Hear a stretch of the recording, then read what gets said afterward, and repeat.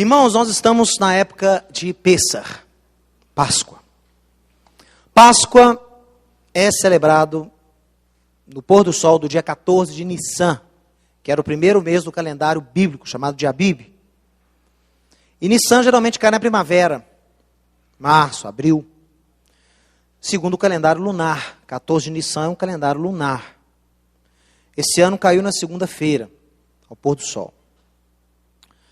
E Páscoa caracteriza-se pela celebração com um jantar, como eu disse aqui, e 7 dias sem comer fermento. Isso é Páscoa. A Páscoa, o fermento é mais importante que o cordeiro. Então isso tem que ficar claro, que a gente está pregando, o que eu vou falar aqui agora é mandamento para a igreja, a celebração de Páscoa. As outras festas eu não sei, agora Páscoa eu sei que tem um mandamento lá claro, mandando o crente celebrar. Então a pessoa fica na cabeça que Páscoa é o jantar. Páscoa não é jantar. Páscoa são 7 dias sem comer fermento. Então se você janta, come cordeiro, come matzá e come pão no outro dia, você não está celebrando Páscoa, você está celebrando uma coisa que você inventou. Páscoa tem que ser os 7 dias sem fermento na sua casa. Então lá em casa, por exemplo, não tem fermento. 7 dias. Não é fácil. E é para ser difícil mesmo, é para mexer no seu estômago. Acha que é fácil ficar sem pão, sem bolo, sem pizza? Não é fácil.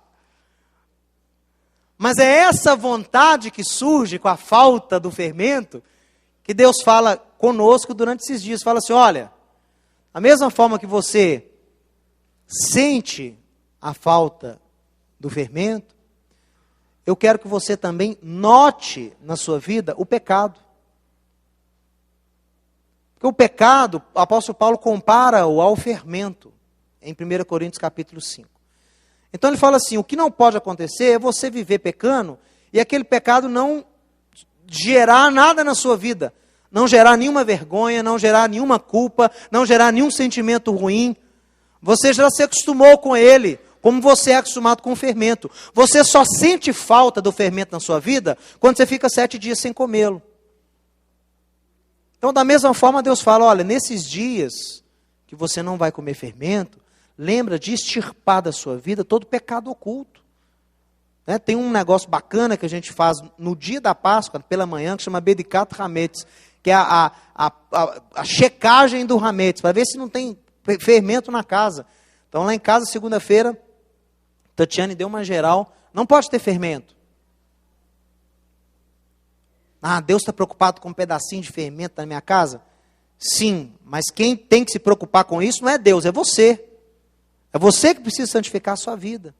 Então, por isso que o mandamento da Páscoa envolve esse negócio do fermento, 7 dias sem comer fermento, simbolizando o pecado. E a festa de Páscoa, nesse Shabat que cai entre Páscoa, é um Shabat que geralmente os rabinos preparam um discurso mais elaborado, não é? É um Shabat chamado Hol HaMoed, é um Shabat de festa, é um Shabat especial, a porção é diferente, a leitura que é feita é diferente, então a ministração geralmente é diferente. E eu faço uso dessa brecha na lei para poder falar do que eu quiser nesse sábado de manhã, para falar sobre memória. Meus irmãos, o intuito das festas de Israel é para que o povo judeu jamais se esquecesse quem foi, quem é e para onde vai. Um povo sem memória é um povo que não sabe onde está. Um povo sem memória não sabe para onde está indo. Festa é para deixar a memória viva na sua cabeça. Leia Êxodo capítulo 12. A gente, ao longo das gerações, perpetuamente comeríamos, um dia 14 de Nissan, ao pôr do sol. Na verdade, nem era ao pôr do sol, sabia? Crepúsculo da tarde, aí no original, é à tarde. No original era por volta de 3 da tarde que eles comiam esse cordeiro. Mas enfim, jantamos esse cordeiro, comemos o cordeiro por quê? Para lembrarmos do cordeiro que foi sacrificado lá, cujo sangue nos deu a liberdade. Esse é o conceito. O sangue do cordeiro nos deu a liberdade. Por quê? Porque ele nos tirou da terra do Egito, da terra da escravidão. Meu irmão, a memória tem que estar viva. Deus não se lembra do seu pecado. Diga amém. Graças a Deus. Agora você tem que se lembrar dele. Ah, Mateus, que é isso? É verdade. Olha quantas vezes no Novo Testamento o apóstolo Paulo diz: lembrai-vos. Lembrai-vos de que outrora vocês eram escravos do pecado. Lembrai-vos como vocês viviam antes de serem aproximados da comunidade de Israel. Lembrai-vos. Lá em Romanos 11, não se esqueçam. Não é bom o vosso orgulho. Não se esqueçam que não são vocês que sustentam a raiz, mas a raiz que sustenta vocês. Falando em relação à igreja e Israel. Então, meu irmão, memória é uma coisa muito preciosa para o povo de Israel. A gente comeu lá na segunda-feira aqui no Farroupilha, comemos lá a erva amarga, não comemos? O gengibre. Aí você come o gengibre. Comendo gengibre, eu lembro da amargura da minha vida. Antes de Cristo. Da amargura que é o pecado. O pecado é amargo. Então a gente come aquilo, a gente lembra daquela vida sem Cristo, aquela vida distante de Deus. Nós comemos o matzá, nós lembramos da pressa que o nosso povo saiu do Egito. O pão não teve tempo nem de fermentar. Comemos o matzá, lembramos de quem? De quem é o pão da vida, daquele que foi transpassado pelas nossas iniquidades, nosso pecado furou o Filho de Deus. Ele foi moído pelas nossas transgressões. Nele não havia formosura alguma. A gente pega o matzá e olha, não tem formosura nenhuma. E a gente quebra o matzá, a gente lembra de Yeshua no seu último ceder de Páscoa, quebrando o matzá e falando: esse é o meu corpo, que é dado por vós. Fazer isso em minha memória. Tudo é memória. Deus não se esquece, mas nós nos esquecemos. Então todas as festas de Israel têm a ver com memória. Páscoa lembra da saída do Egito, e ela marca todas as outras festas. Pentecoste marca o quê? A dádiva da lei no Sinai. Depois, Shavuot, Sukkot lembra o quê? Nós habitando em tendas no deserto. Tudo é memória. Meus irmãos, e o triste ver o seguinte, foi o tema da minha mensagem do ano passado, que eu não vou repetir aqui. O tema da mensagem do ano passado, nesse Shabat, que fui eu que preguei também no Rola Moed, foi amnésia espiritual. Quem lembra? Amnésia espiritual. E eu disse o seguinte, falei, gente, o triste é ver que, o que é amnésia? Amnésia é uma perda temporária de memória, não é isso? Quem já teve amnésia aí? Deixa eu ver se alguém já teve. Pastor Jaime já teve também. É desesperador, não é? Você não sabe quem é, não sabe onde é que está, não sabe de onde está vindo, para onde está indo, o que está fazendo, não sabe nada. Mas a amnésia é temporária, graças a Deus, né? Geralmente ela é temporária. Irmão, o triste é ver que a igreja de Jesus está vivendo uma espécie de amnésia. Ela esqueceu de onde veio. Ela esqueceu muitas vezes quem é. Esqueceu muitas vezes para onde está indo. Páscoa fala muito ao meu coração, porque Páscoa fala de identidade. Foi durante o deserto que Deus deu uma identidade para o povo de Israel. Antes não tinha identidade. Era o povo de Abraão, Isaac e Jacó, mas não tinha mais nada. No Êxodo, Deus deu uma identidade. Deus deu um conjunto de leis que nos separaram, que nos ensinaram sobre Deus. Páscoa fala de identidade. Da mesma forma que Páscoa fala da identidade do judeu, o judeu quando celebra Páscoa, ele está falando para todo mundo. Eu era escravo lá no Egito e pela mão poderosa do meu Deus eu fui liberto. Da mesma forma, os cristãos deveriam estar também nessa semana celebrando Páscoa. Porque Páscoa é uma festa que dá identidade. Se o cristão estivesse celebrando Páscoa, ele já estaria um passo de reconectar-se à sua verdadeira identidade. Ah, Mateus, claro que o cristianismo celebra Páscoa. Tem a Páscoa cristã, é amanhã. Não, meu irmão, isso não é Páscoa. Isso nunca foi Páscoa.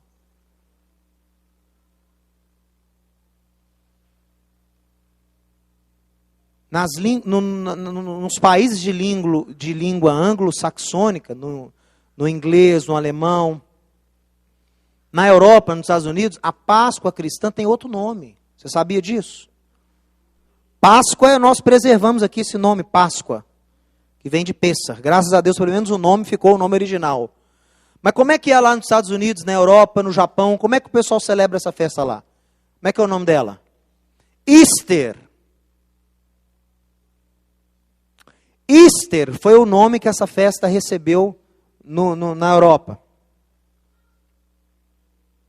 Que é a festa que tem o coelhinho, o ovo e as outras coisas.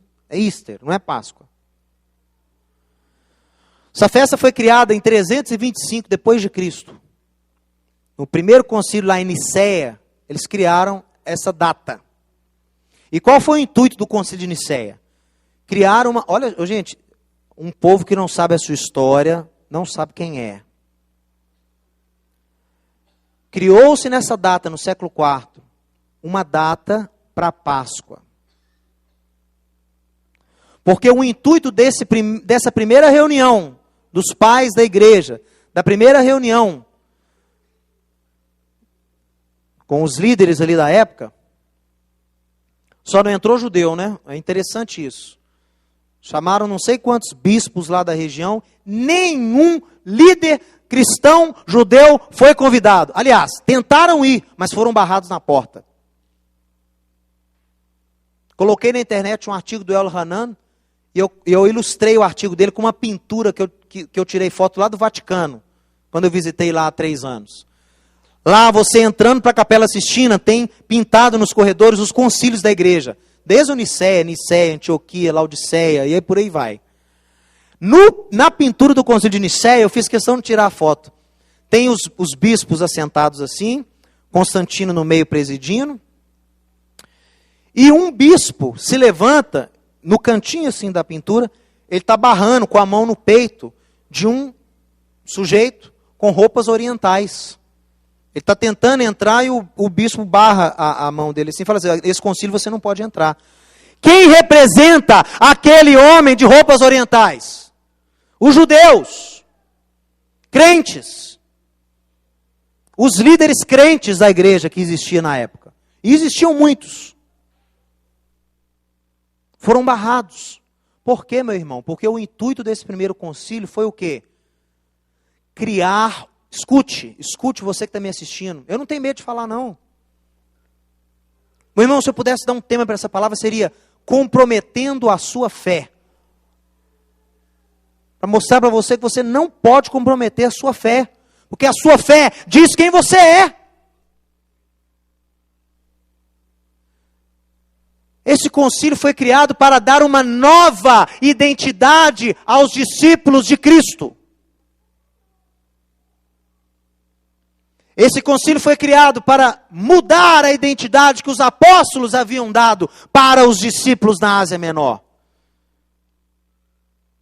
Eles eram chamados do caminho, eles eram chamados nazarenos, eles eram chamados cristãos, eram cristianos. O que é cristiano em latim? Os do partido de Cristo.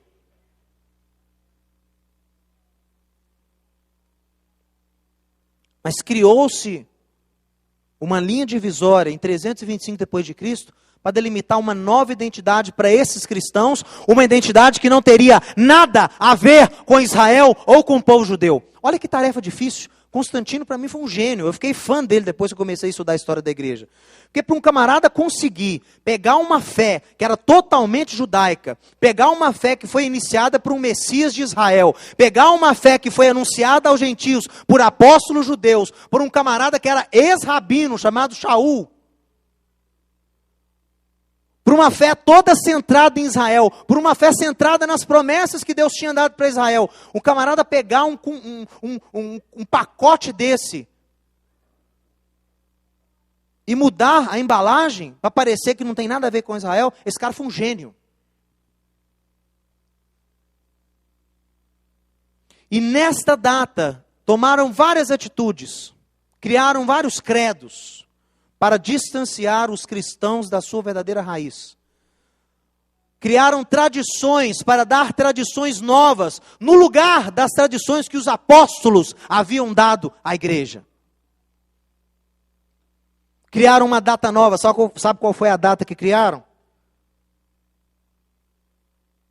Eles falaram, Páscoa era a festa que a igreja mais celebrava, era Páscoa, celebrava no dia 14 de Nissan, com os judeus. Aí eles disseram, não, vamos manter o nome, vamos mudar o... Páscoa não pode ter nada a ver com Êxodo. A Páscoa nossa tem que ser outra coisa. Não pode ter a ver com judeu. Vamos falar que a Páscoa é a ressurreição do nosso Senhor.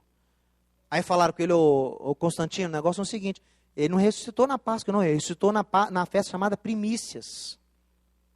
Não interessa. Bota aí que ele ressuscitou domingo e vai ser isso, acabou. Eu que mando.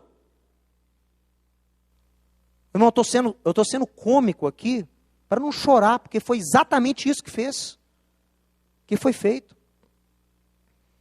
A Páscoa passou a ser celebrada no primeiro domingo depois do equinócio de primavera, que era o maldito dia que celebrava a festa da deusa Estar, da deusa babilônica Estar, que era a deusa da fertilidade.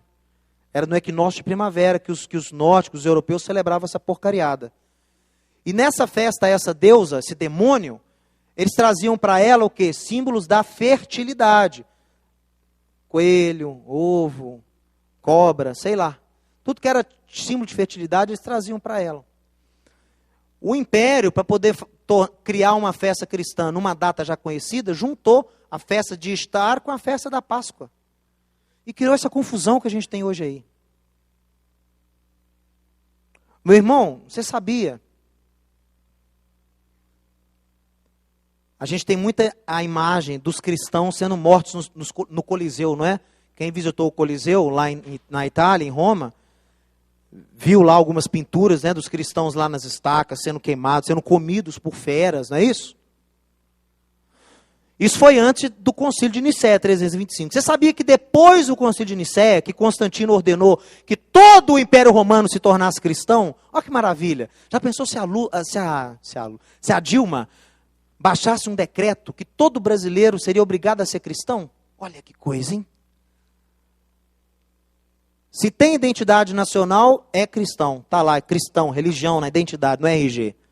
Foi isso que Constantino fez. Ele obrigou o império a se tornar cristão de um dia para o outro.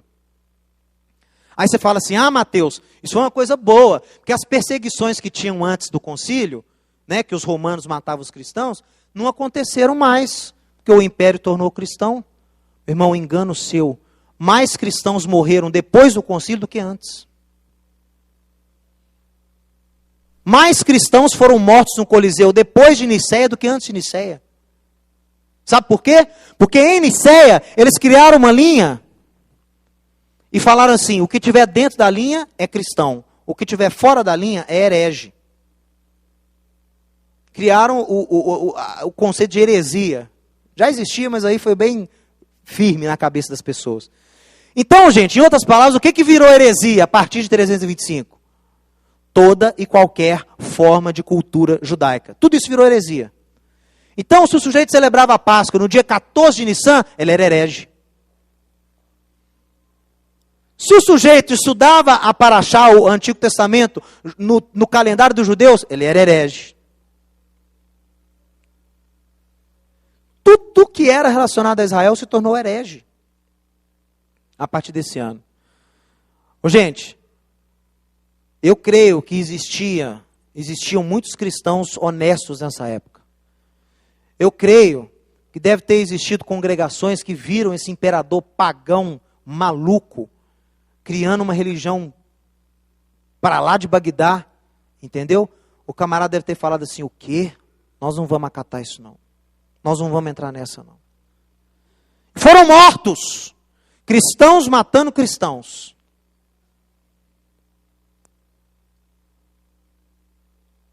O bispo Policarpo, o bispo de Esmirna, no século IV, ele foi excomungado. Sabe qual o motivo da sua excomungação? Como é que fala? Excomunhão? Desculpa esse termo, não sou familiarizado com esses termos. Sabe por que ele foi excomungado? Porque ele se negou a celebrar Páscoa no dia da festa de Estar. Porque a congregação dele em Esmirna, eles ficaram firmes celebrando a Páscoa no mesmo dia dos judeus. 14 de Nissan. Foi expulso. Foi exilado. Páscoa fala muito no meu coração porque era uma festa que a igreja guardava. E a gente tem prova disso. Eu já disse aqui para alguns amigos, os apóstolos, gente, eles traçaram normas que não são muito claras na Bíblia. Então, a gente constrói uma teologia apostólica em relação a Israel por dicas que eles deixaram ao longo dos escritos. Porque Roma fez questão de apagar qualquer vestígio dessa cultura.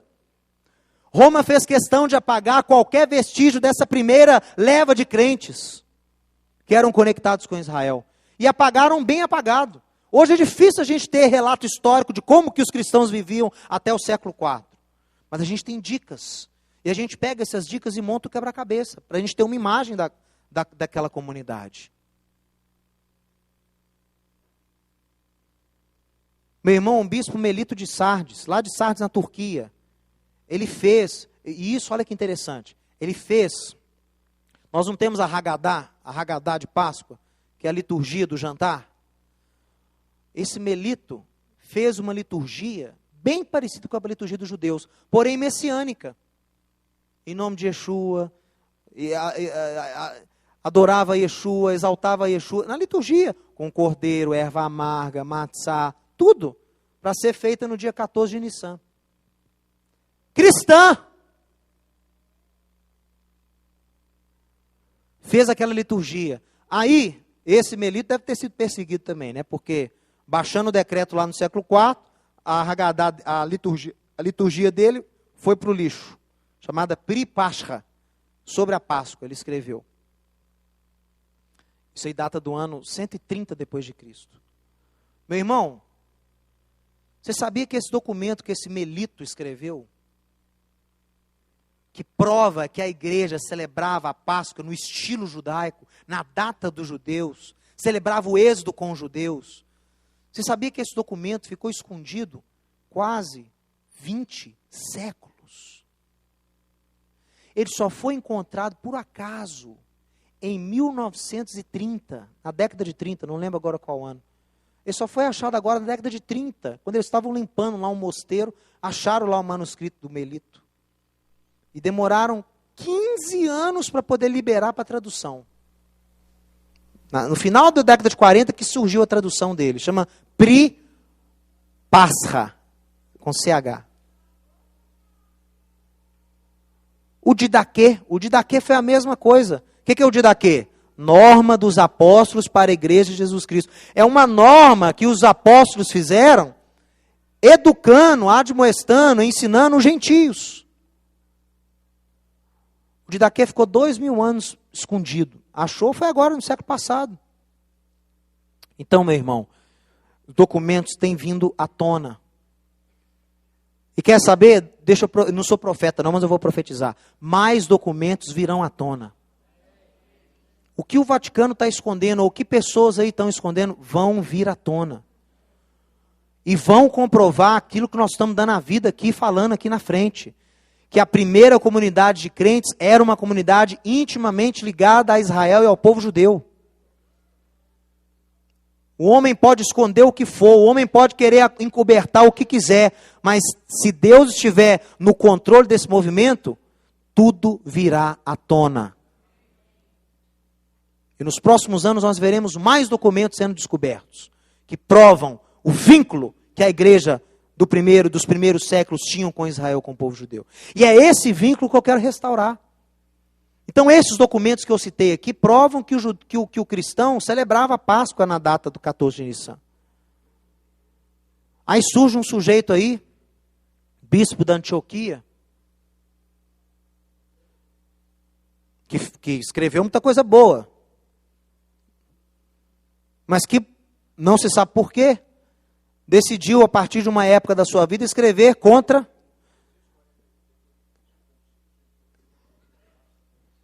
Concílio de Antioquia proibiu celebrar no dia 14. O Concílio de Nicéia estipulou a nova data. Esse que eu estava falando, voltando aqui, esse que eu estava falando, o bispo de Antioquia, escreveu coisa boa.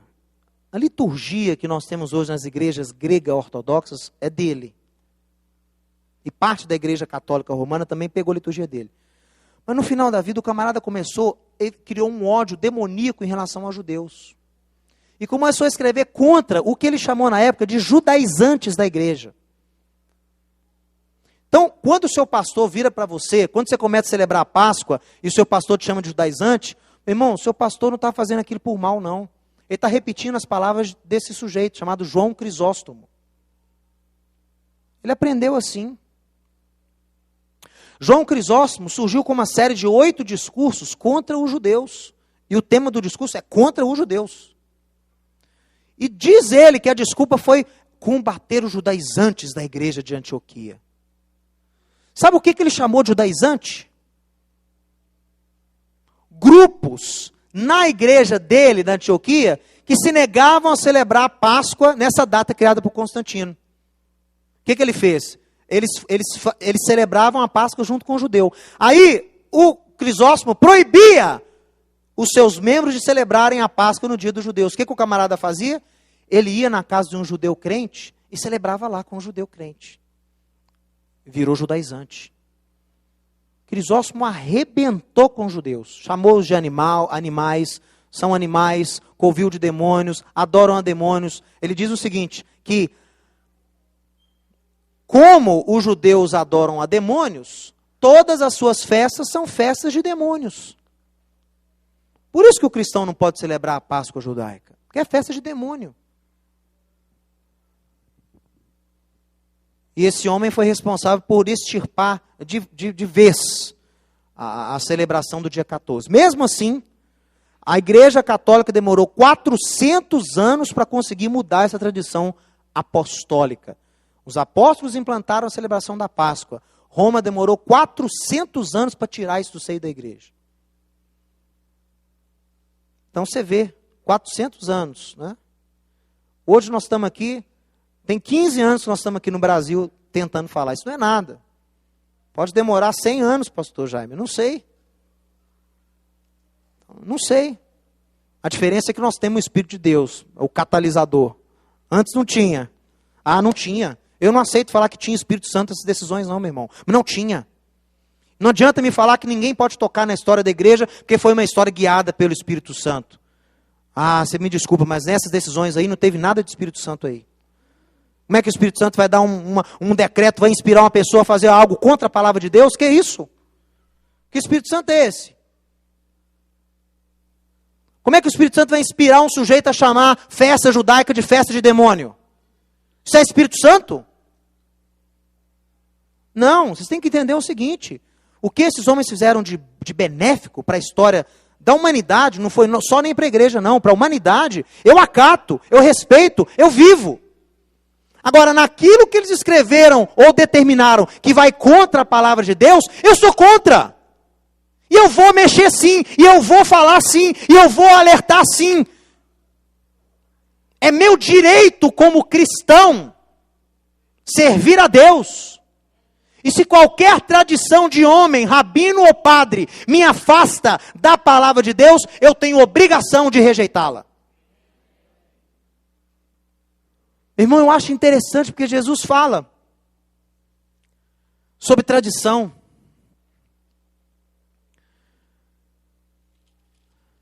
E lá em Mateus, no capítulo, deixa eu ver qual capítulo que é. Lá em Mateus,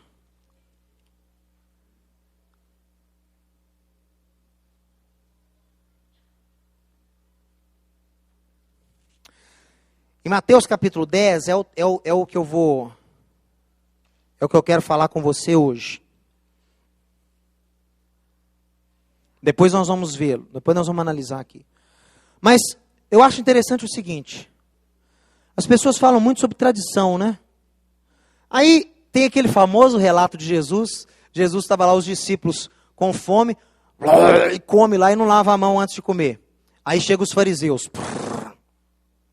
Porque os teus discípulos transgridem a tradição do povo. Não lavaram a mão antes de comer. É verdade. Transgrediu mesmo a tradição. A tradição é lavar a mão antes de comer. Mas olha a resposta de Jesus para aqueles líderes religiosos. E deixa eu alertar uma coisa para você aí. Semana passada eu vi um camarada pregando na televisão aí, e quando ele lia essas parábolas de Jesus tendo esses problemas com os fariseus, ele colocava como se fossem todos judeus. Olha como é que Jesus tratava os judeus. Olha como é que Jesus achava do judaísmo na época. Isso é mentira. Porque quem você acha que eram as multidões que se assentavam aos pés de Jesus para ouvi-lo? Quem você acha que eram as multidões que o seguiam na Galileia, que o seguiam em Jerusalém? Quem você acha que foi que estendeu para ele as folhas de palmeiras e o declarou rei de Jerusalém? Quem? Chinês? Foram chineses? Foram judeus. E Jesus era contra uma cúpula, uma liderança religiosa na sua época, que era hipócrita. Ele jamais foi contra o judaísmo, jamais foi contra os judeus. Ele era contra, sim, tradições judaicas que distanciavam o povo de Deus. Isso ele era contra, o que nós chamamos de dogma. Eu vou passar o resto da minha vida explicando o que é dogma. Dogma é lei de homem. Tem dogma bom e tem dogma ruim. Dogma ruim é o que eu estou falando aqui. Não lavaram a mão. Tudo bem. O que Jesus responde? E por que a tradição dos vossos pais faz com que os judeus não cumpram a lei de Deus? Aí ele explica, né? Explica lá que tinha uma lei, que o que o mandamento diz? Honrai pai e mãe. Esse honrar aí é financeiro, é com dinheiro. Não é honrar de respeitar só, não. O pessoal acha que é só honrar. Eu respeito meu pai, mas não dou 1 centavo para ele. Não. Honrar aí é sustentar no original. Então o mandamento é sustentar pai e mãe. Aí os fariseus da época de Jesus, a liderança, criou uma lei que dizia o seguinte: não, se o filho tem muito dinheiro, tem muita herança e não quer dar para o pai, não quer sustentar o pai na velhice, o que ele pode fazer? Deixa ele doar o dinheiro todo para o templo, e o templo vai pagar para ele os dividendos, né, o lucro daquele investimento, paga para o sujeito um salário, e ele vive agora às custas do templo. Fazendo isso, ele não tem mais herança legalmente, não precisa mais sustentar papai e mamãe. Bolaram um dogma para poder o quê? Descumprir a lei. Aí Jesus cai matando. Então, meu irmão, essa palavra de Jesus, da tradição, fazer com que nós desobedeçamos a Deus, isso aí o pessoal adora falar do judeu, né? Vai me vendo, vai citando essa palavra de Jesus. Mas quer saber? Para mim essa palavra foi uma espada de 2 gumes. Ela corta para os 2 lados. Que palhaçada é essa? Você não acha que tem tradição no cristianismo que faz a pessoa descumprir a lei de Deus, não? E muita. Admito, tem no judaísmo também. Tem muita tradição ruim no judaísmo. Mas no cristianismo tem também. E se você for apegado a essa tradição e tiver mais amor a essa tradição do que obedecer a palavra de Deus, você não é digno do Senhor. Se não está disposto a largar a tradição dos pais que vai contra a Bíblia, não estou falando que toda tradição é ruim. Mas as tradições que vão contra a palavra, essas aí você tem que largar.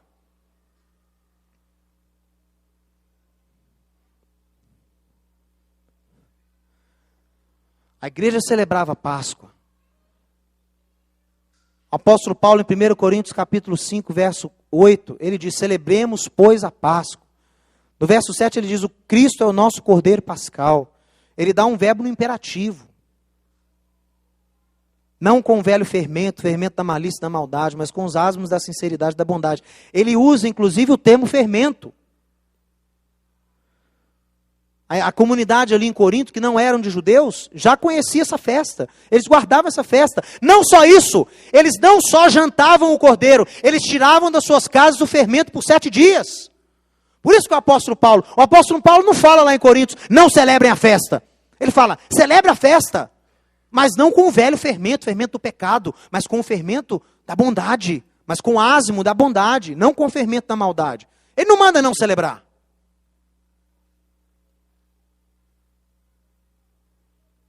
Ele fala, celebre. Celebre, mas da maneira certa. Tire sim o fermento da sua casa, mas tire também o pecado do seu coração. Meu irmão, é prova irrefutável. Pode ter teólogo, pode ter numerólogo. Eu não entendo qual ólogo você pertence. Mas essa palavra é simples e clara. Eles celebravam a festa da Páscoa. Uma comunidade que não era uma comunidade de judeus crentes, era de gentios crentes, cristãos. E por que a igreja não celebra a Páscoa hoje? Que foi mudado, que foi alterado. E quiseram mudar a nossa identidade como discípulos de Cristo. Meu irmão, você entende uma coisa? Antes da gente passar aqui para o Mateus 10 e terminar. Essa identidade que Roma deu para o cristão, ela está aí até hoje. Agora você entende o trauma que o nosso povo tem em relação a esse cristianismo. Porque mudaram a cara do cristianismo, né? Mudaram o cristianismo original. Colocaram o cristianismo como sendo uma religião romana. Colocaram Jesus como sendo Deus dos cristãos. Não, os judeus têm os deus deles, o Deus deles, nós temos o nosso Deus que é Cristo.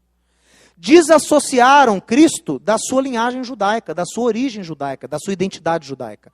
Colocaram roupa nova nele, tingiram o cabelo dele, colocaram lente de contato nos olhos dele, apararam a barba dele, mudaram a roupa dele, mudaram o discurso dele, mudaram a língua dele, mudaram o povo dele. Isso foi o que Roma fez lá no século IV. Então hoje, o cristianismo, não me importa se você é protestante, carismático, pentecostal, católico, ortodoxo, romano, não me importa. Essa identidade cristã que foi criada lá em Niceia ainda faz parte da sua vida. Ou pouco ou muito, mas faz.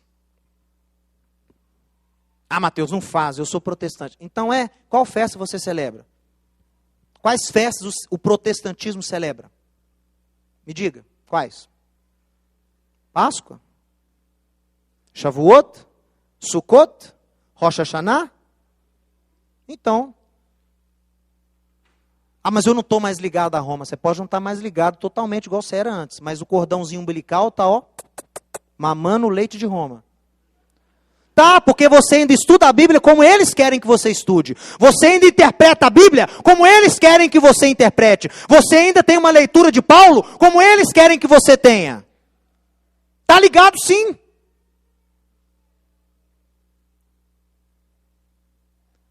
Meu irmão, essa identidade que forjaram para Jesus é muitas vezes a identidade que alguns incautos e inocentes tentam apresentar para o povo judeu. Se esse é o Jesus que você vai apresentar para o povo judeu, eu peço a você, não faça isso. Porque nem o meu compatriota vai ter interesse nele, e quer saber? Nem eu tenho interesse nesse Jesus que criaram aí. Não tenho. Não é esse que me interessa. Agora, igual eu falei no programa há alguns dias aqui, né? Eu falei, nós temos que trazer Jesus de volta para casa. Os gentios já ficaram com ele muito tempo. É hora de trazê-lo de volta para casa. É hora de trazê-lo de volta para o povo dele. Lembra de José lá no Egito? Se deu a revelar aos irmãos, eu sou José!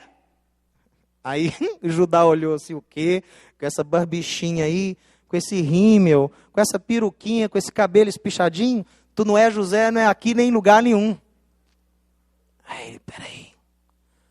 Aí ele começa a tirar as suas vestes. Ele tira os colares do Egito, tira a peruca. Porque o judeu tem cabelo mais crespo, né? Então usava peruca na época. Tirou a peruca, limpou a maquiagem, balançou a barba e tal, tirou e se mostrou aos irmãos. Aí os irmãos viram. É José! É o nosso irmão! Era ele o tempo todo! Mas nós não conseguimos identificá-lo por causa dessas roupas egípcias. Ele falava a língua egípcia, ele vestia igual egípcio, a gente não via nada de nosso nele. Agora que ele tirou essas roupas, agora ele é um de nós, agora ele fala a nossa língua, ele é nosso. Ô meu irmão, com Jesus, com o cristianismo, você tem que fazer a mesma coisa. O judeu espera o Messias da casa de Israel. O judeu espera o leão da tribo de Judá. Não vem apresentá-lo a Israel com essa roupa romana, com esse cabelinho louro, esse olho verde, que não vai funcionar. O judeu não está interessado nele, porque foi esse aí, esse louro de olho azul e túnica vermelha, que ordenou a matança do meu povo no passado. Foi esse aí que ordenou. Esse aí queimou os meus antepassados na estaca. Esse aí colocou os nossos antepassados nas câmaras de gás. Foi esse aí. Esse cristianismo desconectado das suas raízes criou essas atrocidades todas. Meu irmão, o mover de Deus para a igreja hoje é reconectar-se às suas raízes. É reconectar-se à fonte. Reconectar-se à fé original. Você pode ser presbiteriano, luterano, batista, assembleano, não me interessa. Ninguém quer jogar fora a sua denominação, eu só quero que você se reconecte. Reconecte-se. E não adianta tentar. Jesus alertou.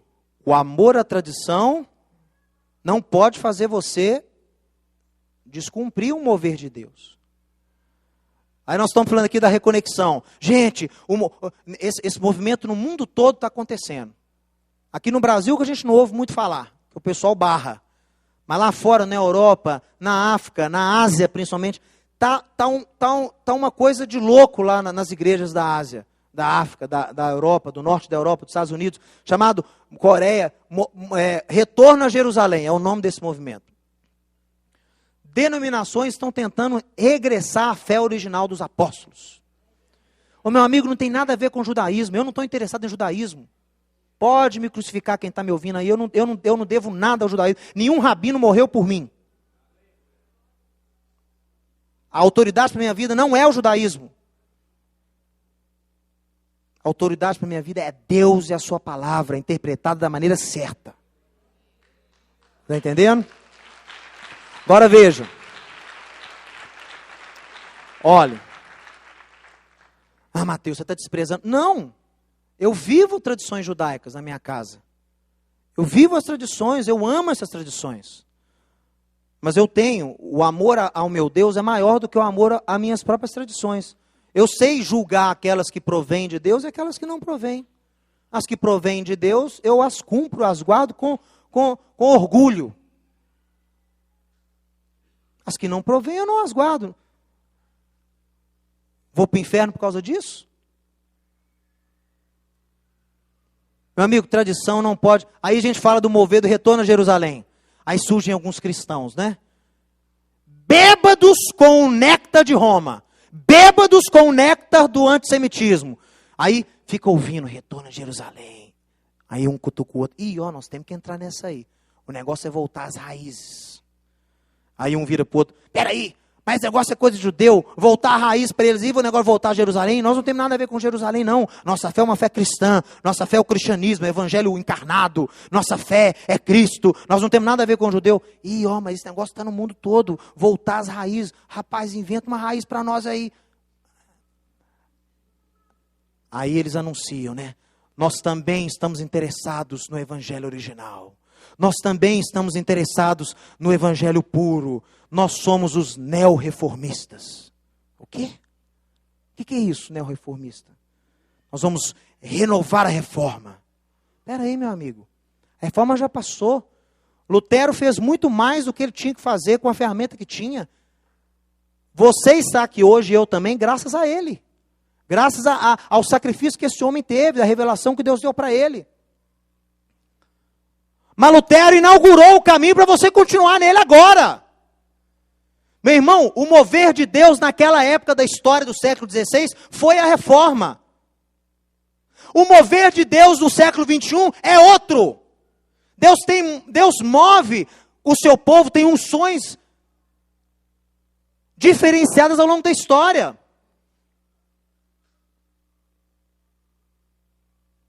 A restauração é o desenvolvimento natural da reforma. É inevitável.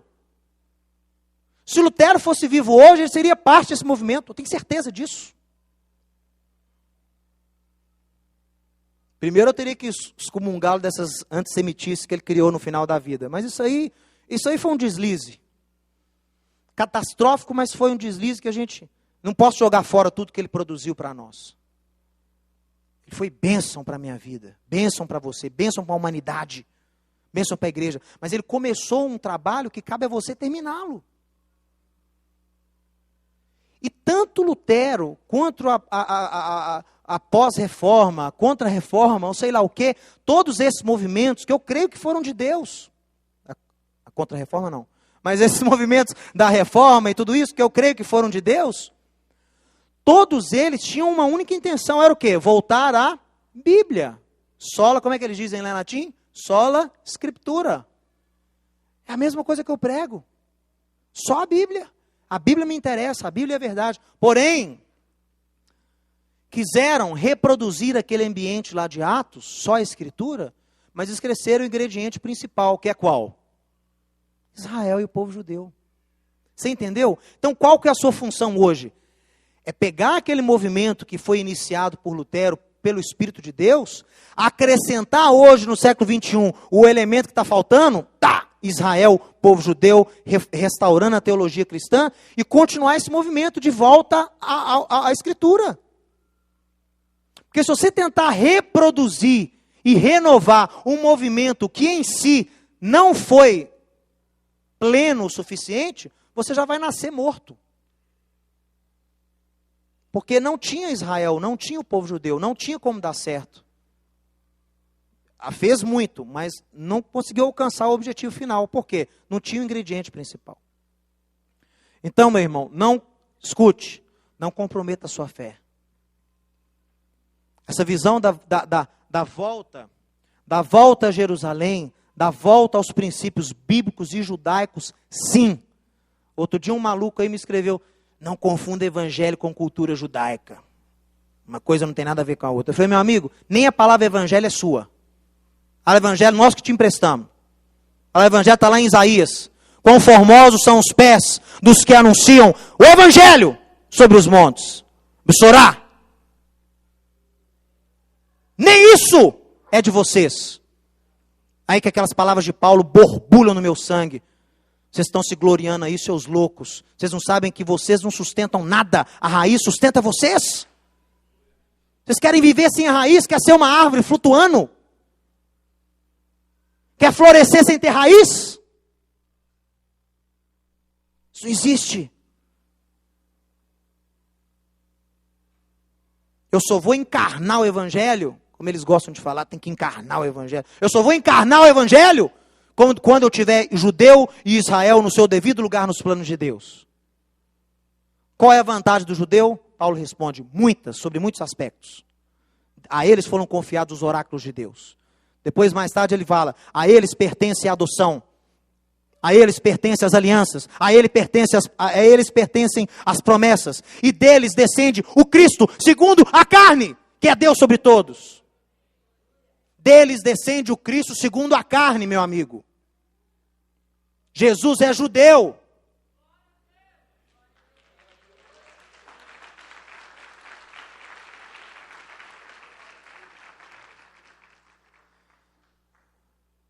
Não confunda a visão da restauração com o judaísmo. O judaísmo está tão distante da Bíblia quanto está o cristianismo. O judaísmo também precisa ser restaurado. O que eu falo para vocês aqui, eu não falo agora como judeu, eu falo aqui como um cristão, como você é. Avalie as suas tradições, reconecte-se à Bíblia, aprenda a interpretar a Bíblia como os primeiros discípulos interpretavam. E acima de tudo, pelo amor de Deus, não comprometa a sua fé. Porque esse mover de Deus para a nossa história agora é um mover profético. É um mover que as pessoas estão embebidas no néctar, no uísque de Roma. Está todo mundo meio bêbado, meio amnésia, sem memória. Quando você surge como a bandeira, quando você surge como a raiz, quando você surge como ideal, você vai ser rejeitado. Você vai ser discriminado, você vai ser marginalizado. Aí não vou entrar nessa não que eu vou ser marginalizado. Vai mesmo! Meu amigo, se até o Filho de Deus tinha dia lá em Israel que não tinha onde reclinar a cabeça. Não creia você que você vai ter só mar de rosas nessa caminhada, não. Deus vai te honrar e a honra será grande, mas a batalha também será grande. Você já viu algum profeta na Bíblia que viveu bem, cheio de amigão, vem pro churrasco aí no sábado, todos os profetas. Quem? Qual profeta que viveu uma vida dessa? Pelo contrário, os caras eram traídos, eram perseguidos pelo próprio povo, pelos próprios irmãos. Não eram entendidos, eram discriminados, condenados à morte, condenados à serra. Isaías foi cerrado ao meio. Falava por Deus. O irmão, fica firme. Não comprometa a sua fé. Não comprometa a sua identidade. Isso é o mais importante. Há alguns anos, quando meu pai começou a organizar as viagens para Israel, um grupo nos contactou. Nem sei se ele lembra disso. Eu atendi e falei, pois não. Falei, olha, nós somos aqui uma organização mundial, internacional, famosa, e a gente congrega grupos aqui em Israel em determinada época, e vocês têm que fazer parte do nosso grupo, vocês têm que ter aí o nosso logotipo, que nós vamos abrir porta para vocês aqui, vocês podem trazer mais gente, a comissão aumenta. Eu falei, esse negócio é interessante, como é que funciona isso aí? Não, vocês têm que vir nessa época, o grupo filia-se à nossa organização, e aqui vocês participam aqui da celebração, determinada época do ano, e todo ano tem. Eu falei, isso é interessante. Como é que a gente faz então? Você tem que ler esse contrato aqui. Aí ela mandou para mim algumas cláusulas. E uma das cláusulas dizia o seguinte, falou, olha, uma vez lá em Jerusalém, nas atividades, você não pode falar o nome de Jesus. Você não pode vestir nada que tem o nome de Jesus, e você também não pode ter contato com judeus crentes lá em Israel. Essas são as normas. Eu falei, muito obrigado, mas eu não tenho interesse. A senhora quer me colocar uma mordaça, me impedir de falar o nome, que é o nome que eles mais precisam ouvir lá? Aquilo que eles mais precisam em Israel, a senhora quer me privar de falar? Muito obrigado. Não quero, não. Deixei. Nossas caravanas são sempre pequenas, são sempre humildes, por causa disso. Não abri mão da minha fé, meu irmão. Não estou interessado em dinheiro. Pouco tempo depois, chamaram o rabino. Vem aqui participar do programa aqui de televisão. O senhor vai debater um debate ecumênico. Debate ecumênico? O senhor vai falar. Falei, tudo bem, como é que é esse debate aí? Nós vamos chamar o rabino daqui, vamos chamar o padre, vamos chamar o bispo, sei lá, o pai, né? Como é que chama lá? O sacerdote grego e tal. Só tem um porém. O senhor não pode falar que Jesus é a Páscoa, não pode falar Yeshua, não pode falar que Yeshua é o Messias, porque vai agredir a comunidade judaica lá, não messiânica. Muito obrigado. Não tem interesse. Lei da mordaça? Que isso? Vou lá, não posso falar que Jesus é minha Páscoa? Que ele está no matzá? Que ele está no cordeiro? Que ele está na erva amarga? Que ele representa aquele sangue nos umbrais da porta? Você não quer que eu fale isso? Muito obrigado. Deixe que os mortos enterrem os mortos. Me desculpe se eu estou sendo muito radical, mas é esse sentimento de revolta que vem em mim. Quando eu fico olhando as pessoas tentando amordaçarem a fé, tentando fazer com que você comprometa a sua fé, a sua identidade. Não abra mão não, meu irmão. Preferi você falar para menos pessoas e falar aquilo que Deus colocar no seu coração, do que você falar para a multidão com uma baita mordaça na boca. Não se comprometa. Seja fiel. E os que forem fiéis serão honrados por Deus. Graças a Deus. Olha.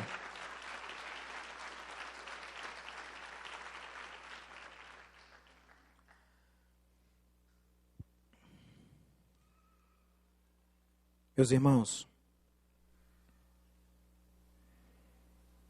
Eu encerro com as palavras de Jesus no capítulo 10 de Mateus.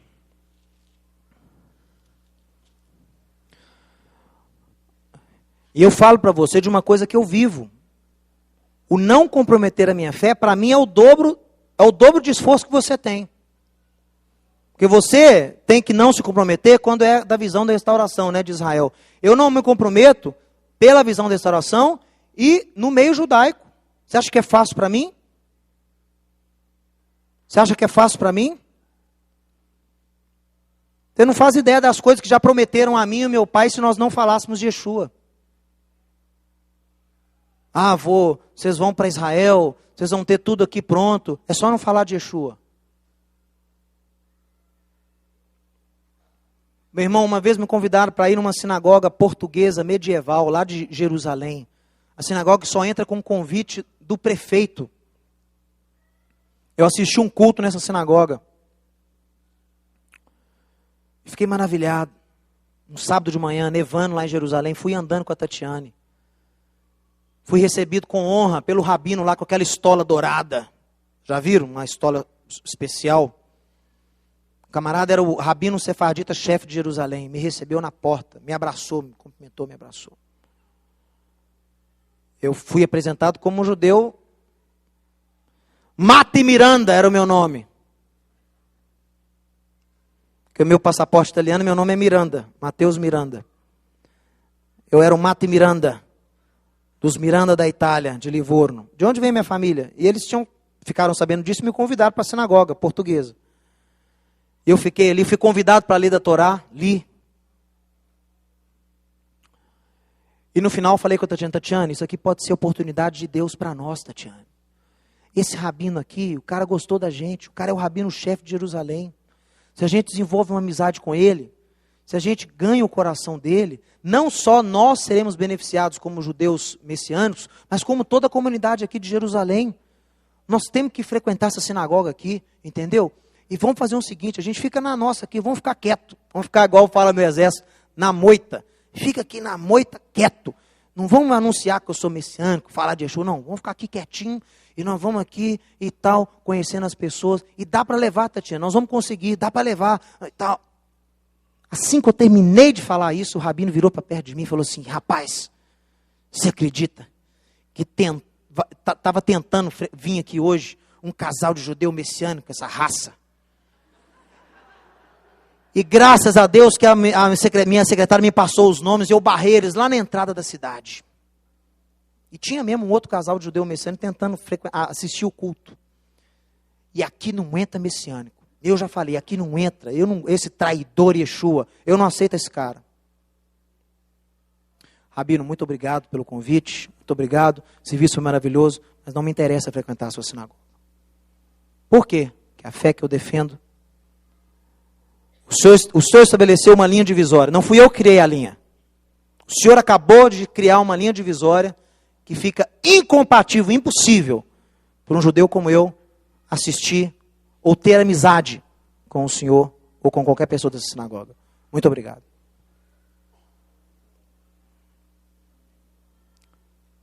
Irmão, tem que ser macho. Você está entendendo? Macho pelo Espírito. Eu não dependo de homem nenhum para ir em Israel, não, para fazer aliar, não, meu irmão. Você não depende de homem nenhum para poder te privilegiar, não. São nas horas H's como essa, você tem que mostrar quem você é. Aí uns amigos falam, você é doido, o rabino ia te ajudar, você ia ser o razão da sinagoga. Não tem interesse. O cara falou que quem é messiânico é maldito. Que relacionamento eu tenho lá com essa sinagoga? Não. Tem amizade. Jesus fala aqui em Mateus 10, com os discípulos, olha. Verso 16. Eis que vos envio como ovelhas para o meio de lobos. Sede, portanto, prudentes como as serpentes e simples como as pombas. E acautelai-vos dos homens, porque vos entregarão aos tribunais e vos açoitarão nas suas sinagogas. Eu quase fui açoitado. Só que eu saí rápido. Porque eu vi que, surgiu o tumulto. Você acha o quê? Esse povo é violento. Surgiu o tumulto. Eu saí rápido. Por minha causa, olha aí. Por minha causa sereis levados à presença de governadores e de reis, para lhes servir de testemunho a eles e aos gentios. E quando vos entregarem, não cuideis em como ou o que haveis de falar, porque naquela hora vos será concedido o que haveis de dizer. Visto que não sois vós os que falais, mas o Espírito de vosso Pai é quem fala em vós. Um irmão entregará o outro à morte, o pai ao filho. Filhos haverá que se levantarão contra os seus progenitores e os matarão. Vocês estão vendo isso aí nos noticiários aí? Tem algum filho que mata pai aí no noticiário? Ou isso aqui foi invenção de Jesus há 2000 anos? Meu irmão, é o que mais está acontecendo agora. Se isso aqui já está acontecendo, os versos de cima também estão acontecendo. Vocês que não estão vendo. Semana que vem eu vou passar um vídeo aqui que mostra o sofrimento dos judeus crentes lá em Israel. Vocês vão ver se isso aqui não está acontecendo já. Sereis odiados de todos por causa do meu nome. Aquele, porém, que perseverar até o fim, será salvo. Quando, porém, vos perseguirem numa cidade, fugi para outra, porque em verdade vos digo que não acabareis de percorrer as cidades de Israel até que venha o Filho do Homem. O discípulo não está acima do seu mestre, nem o servo acima do Senhor. Basta ao discípulo ser como mestre e ao servo como seu senhor. Se chamaram Baal-Zvuv. Que nome podre. Sabe o que significa Baal-Zvuv em hebraico? Baal-Zvuvim. Deus das moscas. Se até Jesus foi chamado de Deus das moscas, quanto mais aos seus domésticos. Portanto, não os temais, porque nada há encoberto que não venha a ser revelado. Diga amém. Nada há encoberto que não venha a ser revelado. E nada há oculto que não venha a ser conhecido. O que vos digo às escuras, dizei-o em plena luz. Olha aqui, meu irmão. Meu irmão, diga não à lei da mordaça. Não tem esse negócio, não. Só pode ficar aqui se não falar de Jesus. Estou fora.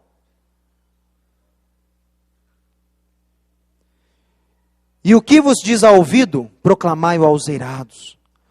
Não temais os que matam o corpo, mas não podem matar a alma. Temei antes aqueles que podem perecer no inferno, tanto a alma quanto o corpo. É o falso profeta. O falso profeta mata o seu corpo e mata a sua alma. O falso profeta faz milagre. O falso profeta fala bem. Falso profeta é eloquente, falso profeta tem unção, falso profeta sabe a Torá, falso profeta fala hebraico, falso profeta ora e o enfermo é curado, falso profeta ora e a profecia cumpre. Como é que é a única maneira de você distingui-lo? Você sabe? Pastor Ana, preguei na igreja da senhora anteontem. Qual a única maneira de discernir o falso do verdadeiro? Pelos frutos. Pelos frutos.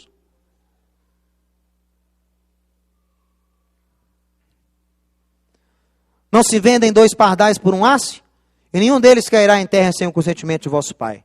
E quanto a vós outros, até os cabelos, todos da cabeça, estão contados. Diga amém os carecas. Não temais, pois, bem mais valeis vós do que os pardais. Atenção, gente. Portanto, todo aquele que me confessar diante dos homens, também eu o confessarei diante do meu Pai, que estás nos céus. Mas aquele que me nega diante dos homens, aquele que tem vergonha de me confessar diante dos homens, aquele que faz acordos para não me confessar para benefício próprio, eu o negarei diante do meu Pai, que está nos céus. Meu irmão, a palavra de Jesus é séria. Isso vale muito mais para mim, que sou judeu, do que para você que está me ouvindo agora. Isso para mim é um desafio diário. Porque o mundo, os meios judaicos não param de dar oportunidades para a gente de crescer, de sermos conhecidos, mas o quê? Tentando nos... Não fala que Yeshua é o Messias, não. Não fala que Yeshua é a Páscoa do Êxodo, não, meu Deus do céu, você não vai falar isso. Eu falo. Eu falo porque eu não, nem que eu quisesse eu conseguiria me calar. Porque Ele é a razão do meu viver. Ele é aquele que me libertou do Egito e me trouxe para uma nova vida. Ele é aquele que me trouxe a liberdade. Ele é aquele que me libertou das cadeias, dos grilhões que me escravizavam lá no pecado. Eu era escravo do pecado, e o pecado é um mestre ruim, é um mestre ditador. E ele me escravizou, o pecado me escravizou, o pecado me prendeu. Mas Cristo, com o seu sangue, derreteu as cadeias que me prendiam e me fez uma nova criatura, me deu um novo destino, me fez um novo homem, a sua imagem e semelhança, para que eu possa, assim como ele, andar em novidade de vida, andar em perfeição, buscando ser perfeito como ele foi perfeito, buscando anunciar esse evangelho do reino a todas as nações, Israel e o povo judeu. O evangelho verdadeiro é esse, é o poder de Deus para a salvação, primeiro para o judeu. Não esqueça da parte final do versículo, primeiro para o judeu, e depois para o grego. Deus nos abençoe e nos guarde. Diga ao seu vizinho agora, que o Senhor te abençoe e te guarde.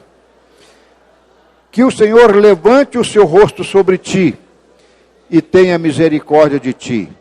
Que o Senhor sobre ti levante o seu rosto e te dê a paz. Agora olhando aqui para o Rocha Mateus, ele vai cantar essa bênção na língua de Yeshua. Vamos lá.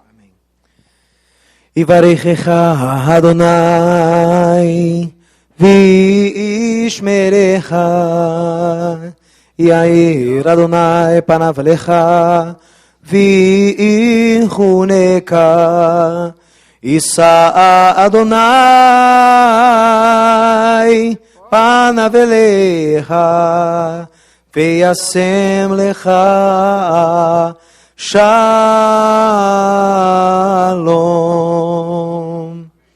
Amém. Shabbat Shalom.